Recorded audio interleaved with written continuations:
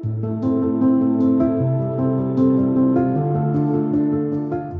we start aging, our degenerative process takes over. And so our cells all over our body degenerate and lose and they age. And some of these things cause us problems. For example, our joints, our cartilage wore out, and then we were looking for some solution because it hurts. Because the stem cells are not able to reach to these areas in the right kind of concentration and not able to reverse the process of degeneration, because the regeneration has to be faster than the degeneration. So what therapies are being done is that you actually go to these areas where you have the stem cell present, and then you harvest them in the sense that you concentrate them.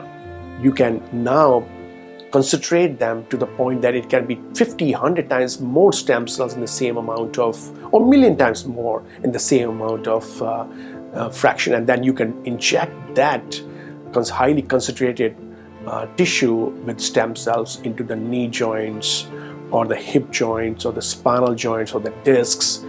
And now these high concentration stem cells have a potential to regenerate into that particular part. What initial data has shown quite promising that some of the stem cells actually are able to transfer into those tissues. Adult stem cells are used and more and more treatment are being done, and adult stem cells are used for regenerative of the hair loss. They have been injected into the heart for the dead heart muscles. Excellent new data is coming up, new research is coming up, so it's quite promising as we look toward the future. It's one of the modalities, therapies, which we should not overlook and put that on the table for the right patient.